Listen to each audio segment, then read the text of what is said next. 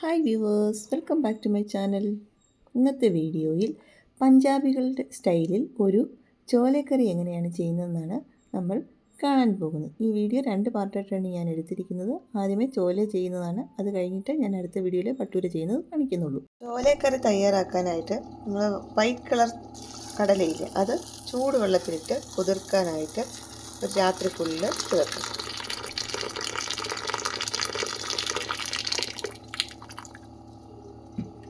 കറി തയ്യാറാക്കാനായിട്ട് കുതിർത്ത ചോല നല്ലപോലെ കഴുകി വൃത്തിയാക്കി കുക്കറിലേക്ക് ഇട്ട് കൊടുക്കുക. അതിലേക്ക് കുറച്ച് സോഡാപ്പൊടി കൂടി ഇട്ട് കൊടുക്കുക. അതേപോലെ തന്നെ ഉപ്പ്. ഇതിൽ ടീയാണ്, ഇത് 2 ടീസ്പൂൺ തേയിലപ്പൊടി ഇട്ട് കൊടുത്തത്. ഇതൊരു ടീ ബാഗാണ്. ഇതുകൂടി ഇട്ട് കൊടുത്ത് ആവശ്യത്തിന് വെള്ളവും ചേർത്ത് കുക്കറിൽ ഒരു 5 വിസിൽ വരുന്നിടം വരെ വേവിച്ചെടുക്കാം. ടീ ബാഗ് ഇത് കടയിൽ വാങ്ങിക്കാൻ കിട്ടും. ഇല്ലെങ്കിൽ ഒരു തുണി എടുത്ത് അതിലേക്ക് 2 ടീസ്പൂൺ തേയിലപ്പൊടി ഇട്ടിട്ട് കെട്ടി ഇതിനുള്ളിൽ ഇട്ടാലും മതി. ഇതിലേക്ക് ആവശ്യത്തിന് വെള്ളം കൂടി ചേർത്ത് കൊടുക്കാം.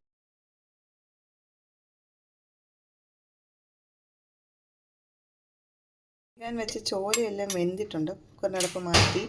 ഇനി ഇതിൽ ടീ ബാഗില്ലേ, അത് മാത്രം എടുത്ത് ഒന്ന് മാറ്റാം. ഇനി ഇതിൻ്റെ ആവശ്യം ഇല്ല. ഇനി ബാക്കിയുള്ള തയ്യാറെടുപ്പുകളൊന്നും നമുക്ക് ചെയ്യാം. അടുത്തായിട്ട് ഒരു പാൻ അടുപ്പത്ത് വെച്ച് ഒന്ന് ചൂടാക്കിയെടുക്കാം. ഇനി ചൂടായ പാനിലേക്ക് എണ്ണ ഒഴിച്ചു കൊടുക്കാം.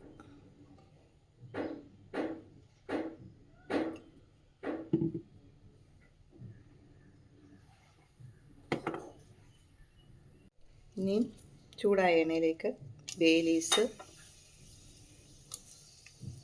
കറുകപ്പട്ട, ഏലക്ക, ഗ്രാമ്പൂ, സ്റ്റാർ അനീസ് ഇതെല്ലാം ചേർത്ത് കൊടുക്കും.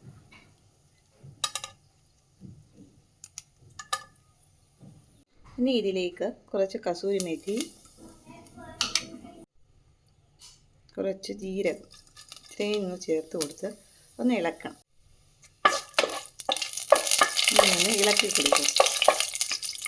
ഇനി ഇതിലേക്ക് നമ്മൾ ചെറുതായി അരിഞ്ഞ് വെച്ച സവാള ഉള്ളി കൂടി ചേർത്ത് കൊടുക്കുക. ഇത് 2 മീഡിയം സൈസ് സവാള ഉള്ളിയാണ് എടുത്തിരിക്കുന്നത്. ഇനി ഇതൊന്ന് ഇളക്കി കൊടുക്കുക. സവാള ഉള്ളി ഒന്ന് ബ്രൗൺ നിറമാകും, അതുവരെ വെയിറ്റ് ചെയ്യുക. ഇനി നുറുക്കിയിട്ട സവാള ഉള്ളിയിലേക്ക് കുറച്ചിട്ട പുറകെ അതിലേക്ക് കുറച്ച് ജിഞ്ചർ ഗാർലിക് പേസ്റ്റ് കൂടി ചേർത്ത് കൊടുക്കേണ്ടത്. ഇതുകൂടി ഒന്ന് ഇളക്കി യോജിപ്പിച്ച ശേഷം സവാള ഉള്ളി ബ്രൗൺ നിറമാകുന്നത് വരെ നമ്മൾ വെയിറ്റ് ചെയ്യും.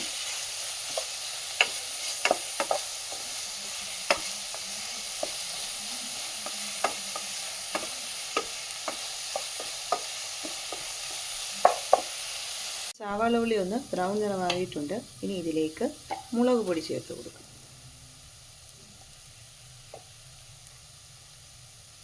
കാശ്മീരി മുളക് പൊടിയാണ്, എരിവ് ആവശ്യത്തിന് വേണം ചേർത്ത് കൊടുക്കാൻ. മുളക് പൊടി, മല്ലിപ്പൊടി,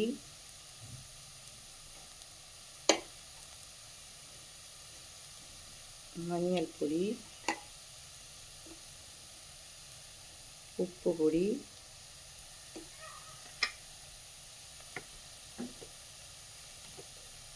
ജീരകം വറുത്ത് പൊടിച്ചതിൻ്റെ പൊടി,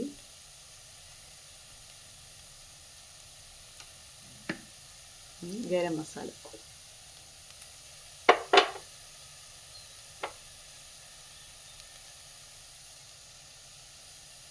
ഇത്രയും പൊടികൾ ചേർത്ത് ഇനി ഇതെല്ലാം കൂടെ ഒന്ന് ഇളക്കി യോജിപ്പിക്കും.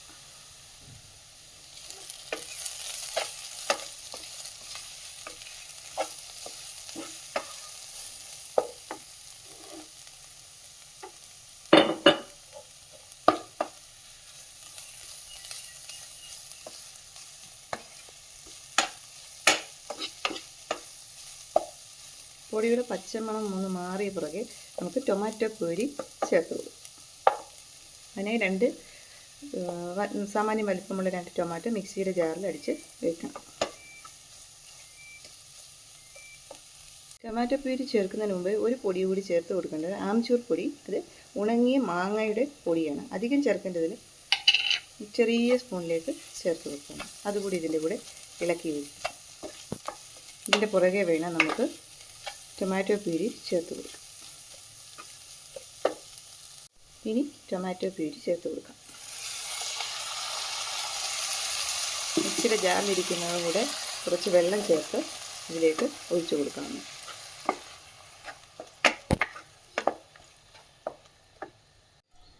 ടൊമാറ്റോ പ്യൂരി കൂടി ചേർത്ത് കൊടുത്ത ശേഷം ഇങ്ങനെ ഇരിക്കും. ഇനി ഇതൊന്ന് തിളയ്ക്കണം. തിളച്ച് ഇതിൽ എണ്ണ ഒന്ന് തെളിയണം.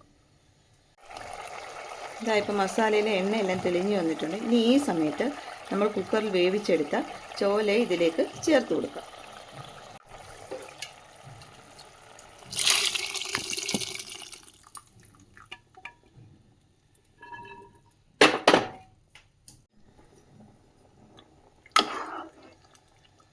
ഇനി ഇതൊന്ന് ഇളക്കി കൊടുക്കാം. ഇതൊന്ന് തിളയ്ക്കണം. ഉപ്പെല്ലാം പാകത്തിനാണോ എന്നുകൂടി ഒന്ന് നോക്കേണ്ടതാണ്. ഇപ്പോൾ ചോല നല്ലതുപോലെ തിളച്ച് വന്നിട്ടുണ്ട്. ഇനി ഇത് തീയിൽ നിന്ന് മാറ്റിയിട്ട് മറ്റൊരു ചെറിയ പാൻ അടുപ്പത്ത് വെക്കാം. ചെറിയ പാൻ അടുപ്പത്ത് വെച്ച് അതിലേക്ക് കുറച്ച് നെയ്യ് ഒഴിച്ചു കൊടുക്കുകയാണ്.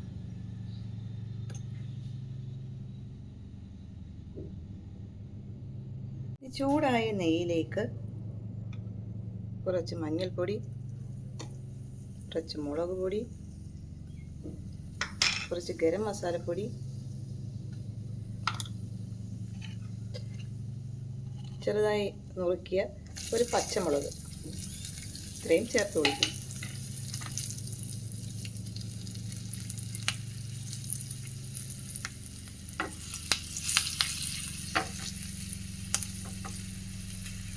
പച്ചമുളക് ഒന്ന് വാടണം.